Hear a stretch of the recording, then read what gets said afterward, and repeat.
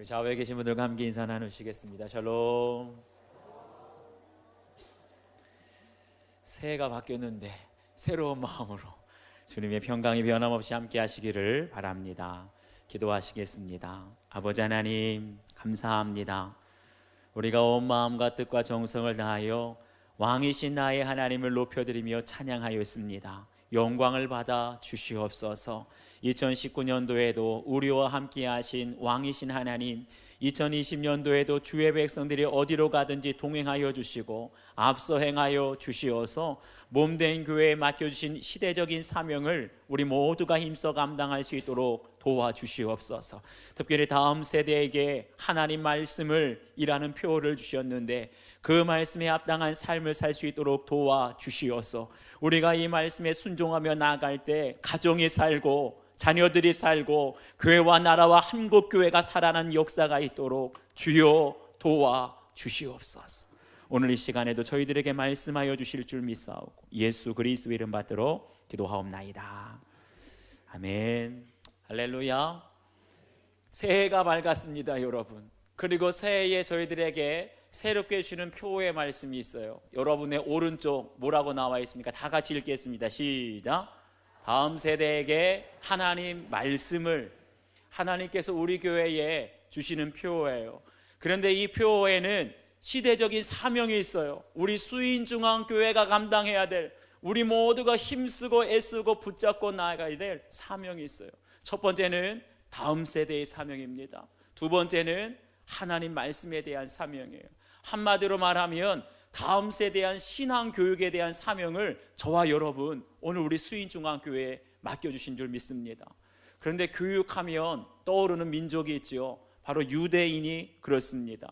흔히 유대인들을 가리켜서 유대인들은 전 세계 인구의 0.2%에 불과한데 노벨상 수상하는 걸 보니까 30% 유대인이라는 거예요. 그리고 미국의 전체 인구 중에 유대인은 2%밖에 안 되는데 미국의 400대 재벌 중에 23%가 유대인, 대학 교수의 25%가 유대인이라는 거예요. 특별히 그 중에서도 하버드대, UCLA에 있는 의대, 법대 교수의 50%가 유대인이라는 거예요. 너무나 신기하지 않습니까?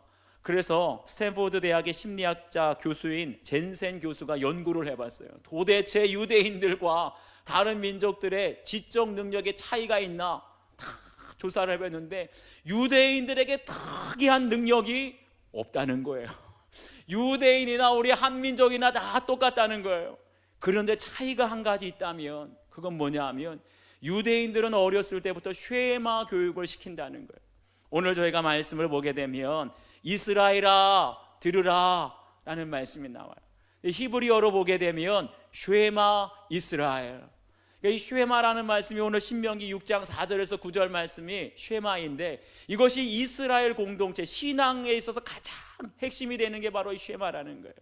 그래서 올해 저희 교회 주시는 이 말씀을 통해서 다음 세대에게 하나님 말씀을 이라는 제목으로 우리 함께 은혜를 나누도록 하겠습니다. 첫 번째는 다음 세대 큐티 운동입니다. 우리 7절과 8절을 함께 읽겠습니다. 7절 8절 시작.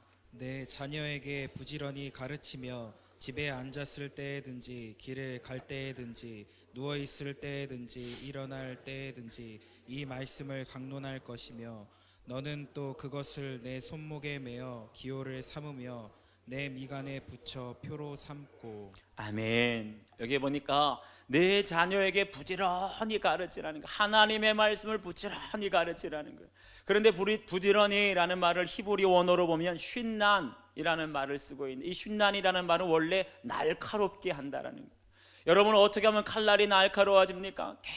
계속해서 쉬지 않고 갈고 또 갈고 그럴 때 반복하게 될 때 날카로워지는 거예요. 다시 말하면 부지런히 가르치라 이 말씀은 하나님의 말씀에 담겨져 있는 그 깊은 뜻을 예리하게 정확하게 깊이 파악해서 우리 자녀들에게 반복해서 가르치라.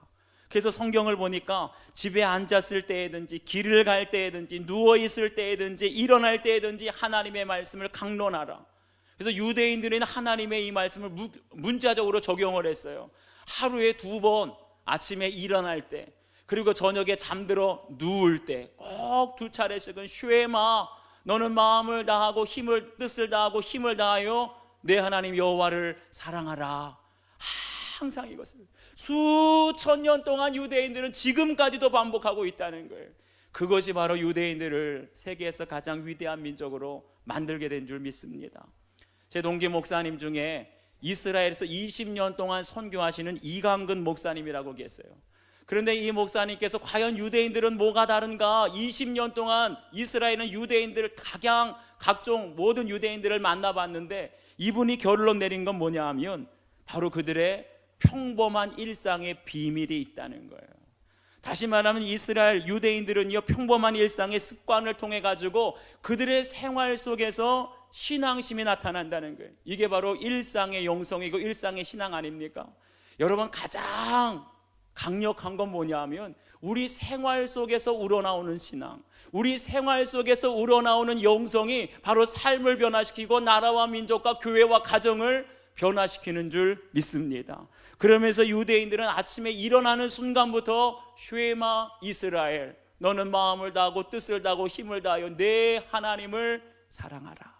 그리고 하루의 일과가 다 마치고 잠들 때에도 쉐마의 기도를 드린다는 거예요. 그리고 유대인의 부모들은요, 아이들이 말을 배우기 시작하면 우리는 뭘 가르쳐요? 영어를 가르치지 않습니까? 문학책을 읽어주지 않습니까? 그런데 유대인들은 아이들이 말을 배우기 시작하면 쉐마 이스라엘, 성경을 암송시킨다는 거예요. 심지어는 여기 보니까 내 손목에 매어 기호를 삼고 내 미간에 붙여 표를 삼으라 라고 했어요. 이 말은 하나님의 말씀이 결국 우리의 삶의 기준이 되고 이 말씀이 우리의 삶을 다스리게 하라, 이런 뜻입니다. 그래서 유대인들은 이 말씀을 또 문자적으로 해석을 해서 쉐마의 말씀이 새겨진 조그만 상자가 있어요. 한 3cm, 가로 3cm, 세로 4cm. 이런 조그만 그 상자가 있는데 유대인들을 이스라엘 가서 만나게 되면 머리에 이마에도 조그만 상자가 있고 또 손목에도 조그만 상자를 묶고 다녀요. 그런데 그 상자를 가리켜서 테필린이라고 하는데 그 테필린이라고 하는 조그만 상자 안에 뭐가 담겨져 있느냐? 바로 이 쉐마의 말씀, 하나님의 말씀을 기록해서 그 조그만 상자에 넣어가지고 이마에도 달고 다니고 묶고 다니고 손목에도 묶고 다니고. 이게 뭡니까?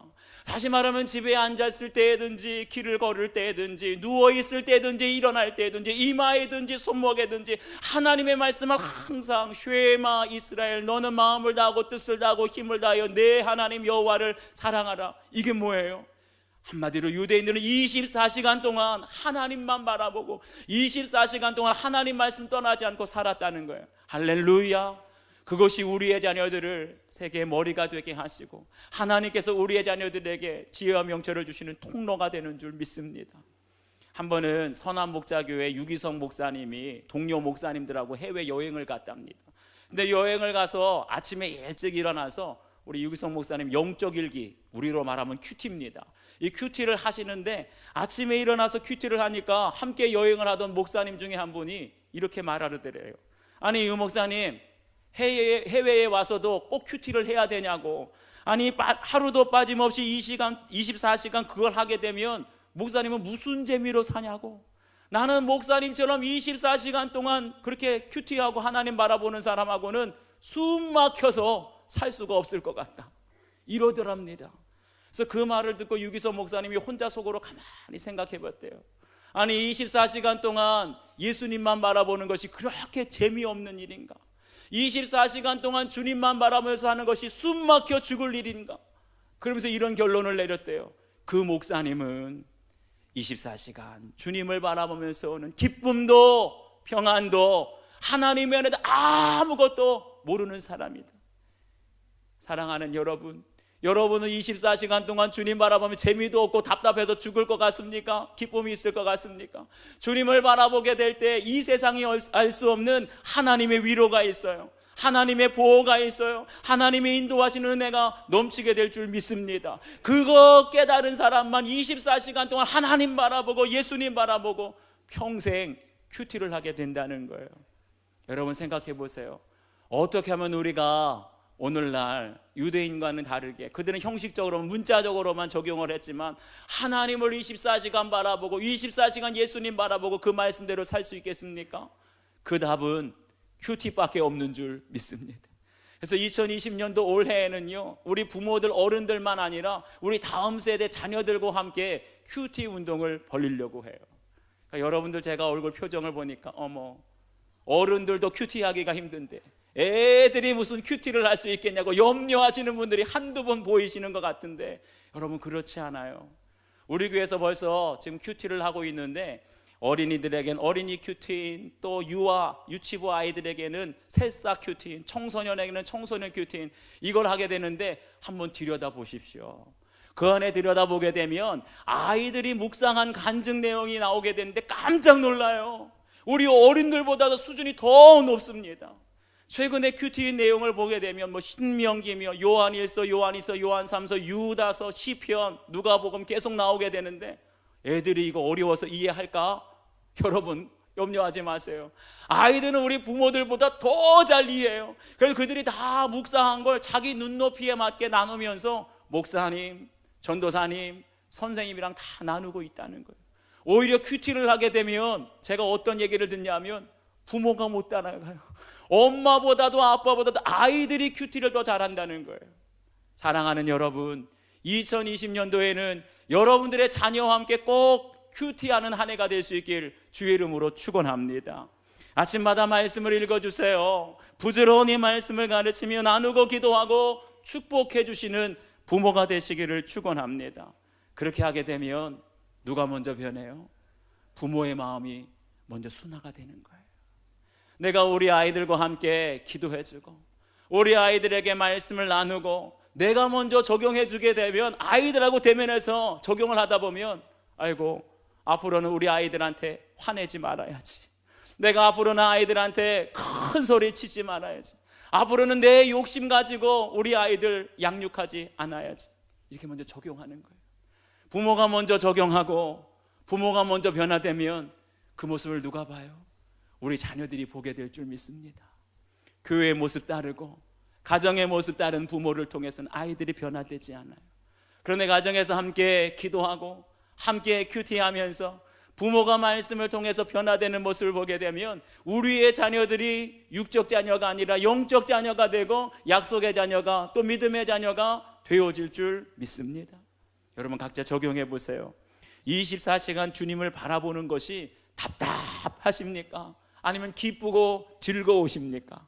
2020년 자녀들을 위해서 매일 기도하고 큐티 하시겠습니까? 여러분 각자 적용해 보시길 바라요. 두 번째는 부모의 신앙 교육입니다. 우리 6절 말씀을 함께 읽겠습니다. 6절 시작. 오늘 내가 내게 명하는 이 말씀을 너는 마음에 새기고. 아멘. 하나님께서 우리에게 말씀하시기를 내가 내게 명하는 이 말씀을 너는 마음에 새기라. 여기서 마음에 새긴다, 이 말을 원어대로 보게 되면 하나님의 말씀이 내 마음 위에 있게 한다. 내 마음 위에 있게 한다는 게 뭐예요? 예를 들어 가지고 우리가 돌이나 아니면 도장 같은 데 글을 새기고 도장에 내 이름을 새기는 것처럼 우리가 우리의 마음에 하나님의 말씀을 새긴다는 건 하나님의 말씀이 내 위에, 내 마음 위에 항상 있도록 한다는 거예요. 이걸 어떤 경우에 보게 되면 하나님의 말씀을 암송하고 기억한다, 이렇게도 볼 수 있지만 더 깊은 의미가 있어요. 하나님의 말씀을 내 마음에 새기고 내 마음 위에 하나님의 말씀이 있다는 건 항상 하나님의 말씀이 내 마음을 다스린다는 거예요.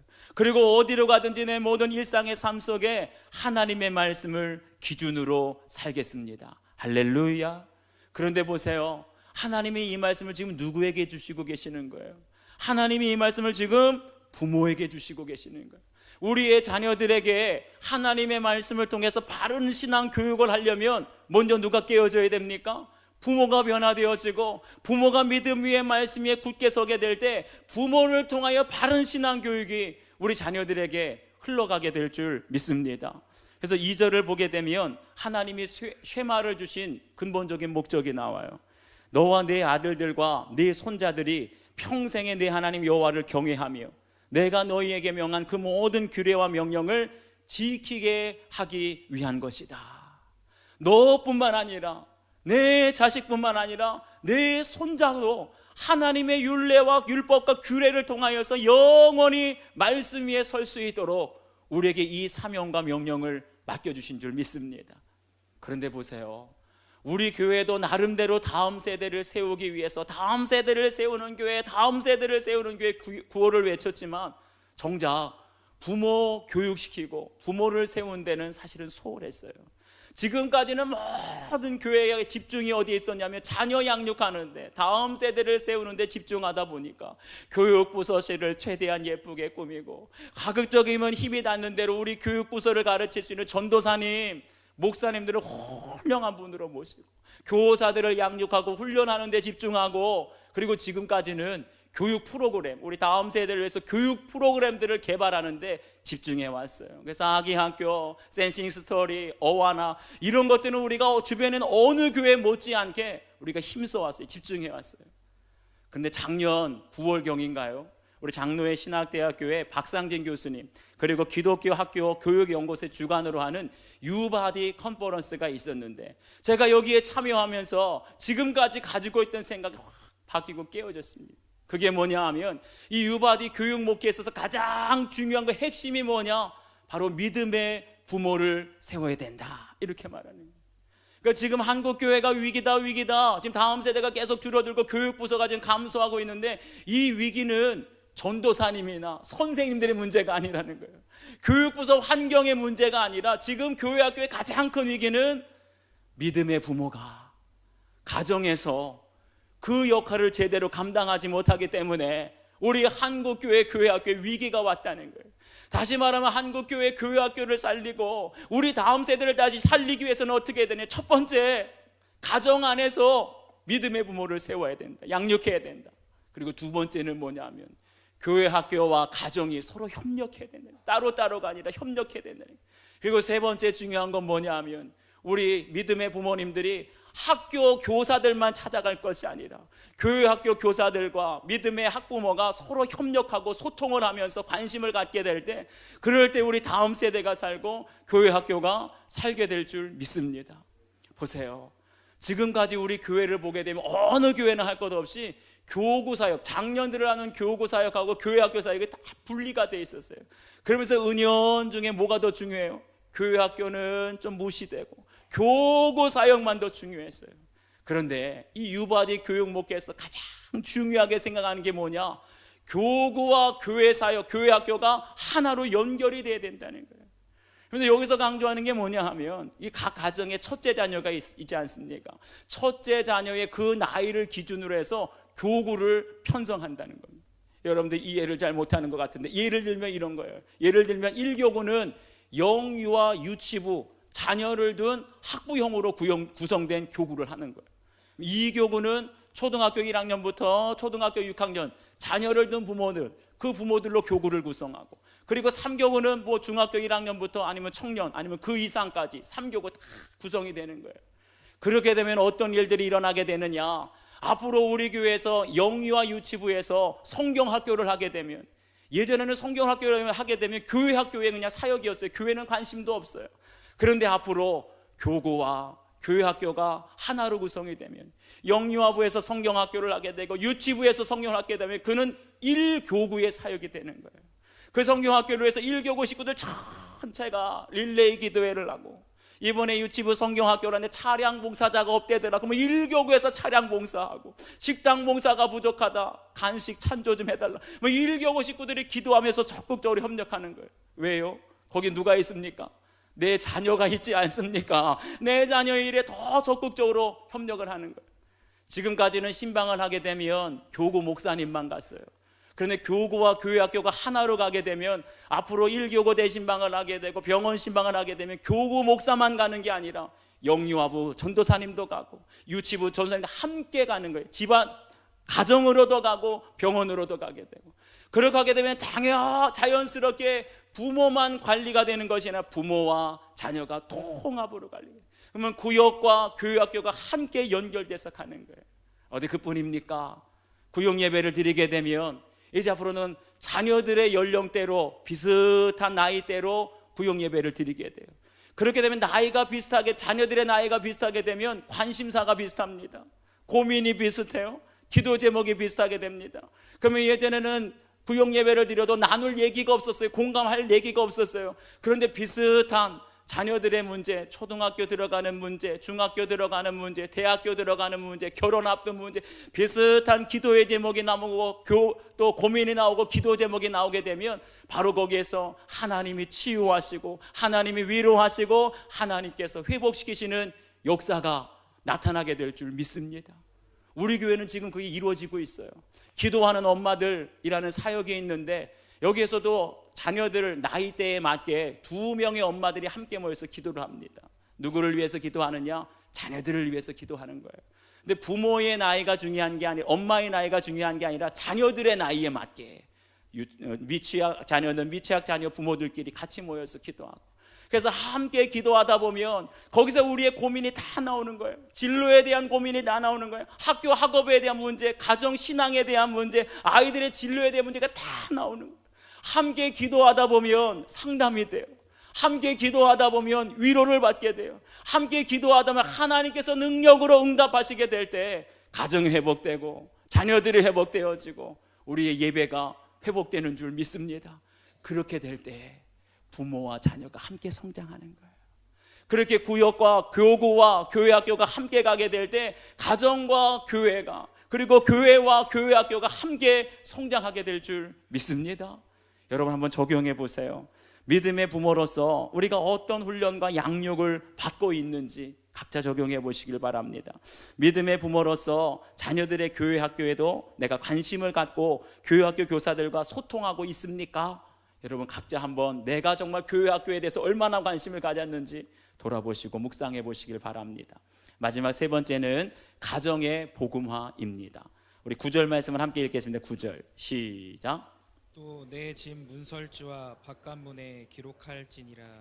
아멘. 여기 보니까 내 집 문설주 그리고 바깥에 기록할지니라. 하나님의 말씀을 기록하라는 거예요. 지금도 이스라엘을 이렇게 여행을 가거나 성지 순례를 가게 되면 이스라엘 그 집집마다 아니면 호텔 문에 보게 되면 특이한 게 하나 붙어 있어요.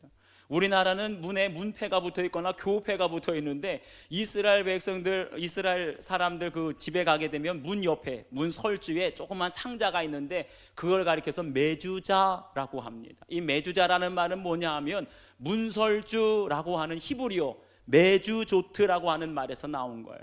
그런데 이 메주자 문설주에 붙어있는 조그만 상자 메주자 안에 뭐가 있느냐? 하나님의 말씀, 이 쉐마의 말씀을 양피지에 조그맣게 기록해가지고 그걸 거기다 붙여놓는다는 거예요. 그러니까 유대인들은 문설주, 문지방 아닙니까? 들락날락 들어오고 나올 때마다 항상 그 메주자, 하나님의 말씀이 남겨지는 메주자에다 입맞춤하면서 내가 나올 때도 하나님의 말씀을 내 마음에 간직하고 내가 집안에 들어갈 때도 하나님의 말씀을 내 마음에 기억하면서 들어간다. 이게 뭡니까? 여기 있는 것처럼 내 집 문설주와 바깥문에 하나님의 말씀 쉐마를 기록하라. 이건 다시 말하면 우리가 생활하는 아주 개인적인 이 공간에도 하나님의 말씀을 기억하고 말씀대로 살고, 뿐만 아니라 우리가 출입을 해서 멀리 출타를 하고 외국으로 타국으로 갈 때도 네가 어디에 있든지 하나님의 말씀, 메주자에 기록된 말씀을 기억하고 살아라. 이게 뭐예요? 우리가 불신자, 믿음이 없는 세상에 살아가더라도 항상 하나님을 기억하고 하나님을 인정하고 하나님 말씀대로 순종하는 삶, 바로 그것이 예배의 삶인 줄 믿습니다. 여러분 우리가 2020년도에 중점적으로 우리가 계획하는 사역이 하나 있어요. 그게 바로 뭐냐면 가정 예배 드리기입니다. 2020년도에는 여러분의 각 가정이 자녀들과 함께 큐티할 뿐만 아니라 가정 예배가 살아날 수 있기를 간절히 바랍니다. 그런데 막상 가정 예배를 드리려고 하니까 한 가지 문제가 있어요. 그게 뭐냐 하면 우리의 자녀들은 예배를 잘 드리려고 해요. 우리의 자녀들은 큐티를 잘 하려고 그래요. 그런데 아빠가, 엄마가 예수님 믿지 않아요. 교회 안 나와요. 그러면 애들이 아무리 열심히 예배를 드리고 싶어도 예배를 드릴 수가 없는 거예요. 아무 소용이 없는 거예요. 간혹가다 제가 신방을 하다 보면 그런 가정이 꼭 있습니다. 부인은, 아내는 정말 교회 봉사도 열심히 하고 교회 양육도 열심히 하고 구역 예배도 열심히 잘 드리려고 하는데 어느 날 그래요. 목사님, 남편이 반대해서 더 이상 구역 예배를 못 드리겠어요. 목사님, 저는 큐티하고 아이들하고 가정 예배 드리고 싶은데 남편이 반대해서 더 이상 예배를 큐티를 못하겠어요. 뭡니까? 우리 가정 안에 불신 가족이 있다면, 남편이든지 아내든지 부모든지 불신 가족이 있다면 한계가 항상 있다는 거예요. 그렇기 때문에 2020년도 우리에게 주시는 말씀처럼 다음 세대에게 하나님의 말씀을 가르치고 우리 자녀들과 함께 큐티를 하고 다음 세대들의 말씀대로 믿고 살고 누리고 그 풍성한 삶을 살기 위해서는 먼저 뭐가 해결돼야 돼요? 우리 가정이 복음화되어야 할 줄 믿습니다. 믿지 않는 남편이 예수님 믿고, 믿지 않는 아내가 예수님 믿고, 믿지 않는 부모가, 믿지 않는 자녀들이 다 예수님 믿게 될 때 예배가 회복되어지고 큐티가 회복될 줄 믿습니다. 그래서 올해 11월 달에 저희가 총동원 주일을 계획하고 있어요. 그런데 이 총동원 주일은 그냥 우리랑 상관없는 사람, 물론 그 영혼들도 다 전도를 해야 되겠지만 올해 총동원 주일만큼은 우리 가정 복음화에 초점을 맞추려고 그래요. 여러분 가정에도 분명히 불신 가족이 있을 거예요. 내가 가장 사랑하고 내가 가장 아끼는 남편이고 아내이지만 근데 예수님 믿지 않아서 가정 예배를 드리려고들 반대를 하고 교회 봉사를 하려고 해도 걸림돌이 되고 자녀들과 함께 큐티를 하고 신앙생활을 하려고 해도 걸림돌이 되는 사람이 있다면 기도해 주세요. 여러분들의 가정에 믿지 않는 부모가 있습니까? 믿지 않는 자녀가 있습니까? 한때는 너무나 신앙생활을 잘했는데 어느 순간부터 교회를 떠나서 돌아오지도 예배도 안 드리고 말씀도 안 듣는 그런 자녀들이 있다면 2020년도에 우리 함께 기도하기를 바라요. 하나님, 우리 가정이 복음화 되게 하여 주시옵소서. 지금부터 우리가 구원해야 될, 함께 예배드려야 될 그 가족들의 이름을 불러가면서 태신하십시오. 마음으로 기도로 준비하시는 여러분들 다 되시기를 축원합니다. 어렸을 때 서울로 전학 오면서 친구를 따라서 교회에 나오게 되었다는 한 성도의 묵상 간증이 있습니다. 아버지의 반대에도 교회 가는 것이 너무나 즐겁고 행복했는데 자라면서 하나님의 명령과 규례와 법도를 지키기보다 술과 노는 것이 더 좋아 하나님을 떠나고 말았습니다. 거기에다 혼전 임신으로 믿지 않는 남편과 불신 결혼을 하였고 열심히 살면 행복할 줄 알았지만 결혼 생활은 남편의 도박, 음란, 가난과 육아로 하루하루 힘겹고 죽고만 싶었습니다. 제 열심으로 어찌할 수 없는 환경에 다시 주님을 찾고 예배하게 되었습니다. 마음을 다하고 뜻을 다하고 힘을 다하여 내 하나님 여호와를 사랑하라, 이 말씀은 알고 있었지만 제게는 아들을 통해 세상의 인정과 칭송을 듣고 싶은 마음이 있었습니다. 태어나 고개를 가누기 시작한 아들에게 동화책을 병풍 삼아 펼쳐두기도 하고 초등학교 때는 한 과목의 문제집을 3권씩 풀게 하면서 100점 맞아야 된다 가르쳤고 아들의 친구가 놀러오면 집으로 돌려보냈고 아들이 공부하다 화장실에 가면 빨리 나오라며 문을 두드렸습니다. 좀 찔리시는 분들도 계실 것 같아요. 다른 한편으로는 주의를 꼭 지켜야 하고 모든 일정에서 교회가 우선이 되어야 한다며 아들의 예배에도 열심을 내는 척 했습니다. 엄마의 따뜻한 사랑과 인정은 받지 못하고 기대와 욕심 속에 숨이 막힌 아들은 중학생 때부터 방황하기 시작하더니 급기야 입대 일주일 전에 오토바이 음주운전 사고로 얼굴이 함몰되었고 고통 속에 말 한마디도 못하는 아들을 보며 아들의 마음을 알아주지도 인정해주지도 못하고 제 생각만 욕심만 강요한 것이 미안했습니다. 주님을 믿으면서도 세상에서 성공해야 한다는 것을 온몸으로 보여준 저 때문에 주님 편에 서지도 못하고 세상 편에 서지도 못하고 혼란 속에 컸을 아들의 깊은 공허함이 느껴져서 통곡하며 울 수밖에 없었습니다. 이 세상에서의 안락함을 추구하며 아들을 우상 삼았기에 저희의 거룩과 구원을 위해 아들이 수고하고 있음을 고백합니다. 이제 주님의 율례와 법도를 죄하로 묵상하고 삶으로 본을 보이며 신앙의 유산을 물려주는 부모가 되기를 간절히 소망해 봅니다. 여러분, 이 얘기를 들으면서 어떤 생각이 드십니까? 우리 자녀들이 교회 나오도록 예배드리라고 강요하는 것 같지만 다른 한편에서는 우리 부모의 욕심 때문에 자녀들의 성공, 출세, 부모의 자랑이 되도록 우리 자녀들을 강요하고 닥달하고 있지는 않습니까? 과연 우리 자녀들에게 물려주고 우리 자녀들에게 본이 되어야 할 모습은 무엇인지 여러분 각자 적용해 보시기를 바랍니다.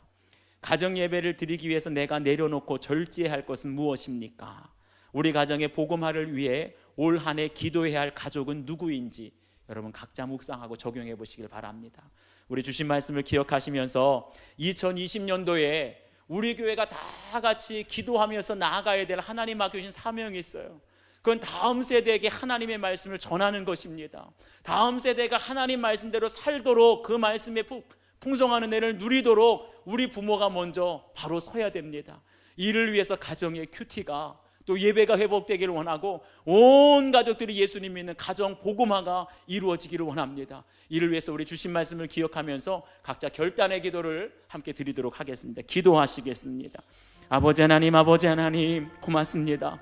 2020년도 새로운 한 해를 저희들에게 주시고 새로운 한 해에 우리 교회에 맡겨주신 표가 있고 사명이 있습니다. 너희들은 힘써 부지런히 다음 세대에게 하나님 말씀을 가르치고 전하고 그 말씀대로 살도록 하라고 했는데 아버지 하나님, 지금까지 자녀들을 교회 학교에 보내기만 하고 예배에 보내기만 하면 다인 줄 알았는데 정작 부모 교육, 내가 말씀으로 훈련받고 양육하는 데는 소홀하였음을 고백합니다. 나는 큐티하지 않고 나는 예배에 보내되지 못하면서 자녀들에게만 강요하고 자녀들에게만 예배를 떠밀리지는 않았습니까? 아버지 하나님, 이제는 부모가 먼저 변화되기를 원합니다. 내가 먼저 양육받기를 원합니다. 그래서 교구와 교회 학교가 하나 되게 하여 주시고 믿음의 부모가 먼저 말씀으로 양육받고 변화되게 하여 주시고 내가 먼저 기도하고 하나님의 말씀이 들려지게 될 때에 우리 자녀들과 함께 기도하면서 적응하면서 나의 변화된 모습을 통하여 우리 자녀들의 믿음의 자녀, 영적인 자녀, 약속의 자녀로 하나님 거듭날 수 있도록 주여 도와 주시옵소서. 자녀들에게는 열심히 예배드리고 싶은 마음이 있어도 배우자에게는 열심히 예배드릴 마음이 있어도 우리 가정에 불신 가족이 있으면 방해가 됩니다. 걸림돌이 됩니다. 예배가 드려질 수가 없습니다. 주여 2020년도 우리의 가정을 불쌍히 여겨 주시어서 기도하는 불신 가족이 있고 기도하는 하나님 돌아오기 원하는 가족들이 있다면, 자녀들이 있다면, 부모가 있다면, 배우자가 있다면 눈물로 한 해 동안 대신하며 기도하게 될 때 2020년도 우리 모든 가정이 복음화되게 하여 주시옵소서. 불신 가정들이 다 주님 앞에 나와 예수님 믿고 믿음 안에 하나 되고 사랑으로 하나 될 수 있도록 우리 하나님 공유를 베풀어 주시옵소서. 감사합니다. 아버지 하나님, 2020년도에 우리 수인중앙교회에 맡겨주신 하나님의 말씀이 있고 사명이 있습니다. 다음 세대에게 하나님의 말씀을 가르치고 전파하고 양육하라고 하십니다. 하나님, 이를 위해서 가장 중요한 것이 먼저 믿음의 부모가 바로 세워져야 할 줄 믿습니다. 자녀들에게만 강요하는, 부모의 욕심을 따라 양육하는 그 모습으로는 아무리 교회에 있어도 우리 자녀들의 말씀으로 변화될 수가 없습니다. 자녀와 함께 매일 큐티하고 자녀들을 위해서 늘 축복하며 기도하게 될 때 내가 더 이상은 화내거나 큰 소리치거나 내 욕심으로 자녀들을 양육하면 안 되겠다. 우리 부모가 먼저 적용하게 하시고 우리 부모가 먼저 변화되게 하시고 그 모습을 통하여 우리의 자녀들이 하나님의 말씀 속에 하나님을 인격적으로 만나고 영적으로 변화되는 놀라운 은혜를 부어 주시옵소서. 다음 세대가 위기고 교회 학교가 위기라는 이때에 우리 수인중앙교회 다음 세대 하나님의 말씀을 최우선 목회과제로 허락하여 주셨사오니 이 일에 너나 없이 교구가 하나 되게 하시고 또 교회 학교가 하나 되게 하여 주시고 모든 장년과 우리 모든 교회 학교 자녀들이 하나가 되어서 힘써 하나님의 말씀을 붙들고 나아가게 될 때 올해는 가정마다 예배가 회복되게 하시고 불신 가족들이 돌아와 예수님 믿고 하나 되게 하여 주시어서 가정마다 말씀으로 예배로 기도와 찬양으로 잃어버린 기쁨과 평안과 화목이 넘칠 수 있도록 도와 주시옵소서. 주여 도와 주시옵소서. 감사드리며 예수 그리스도의 이름 받들어 기도하옵나이다. 아멘.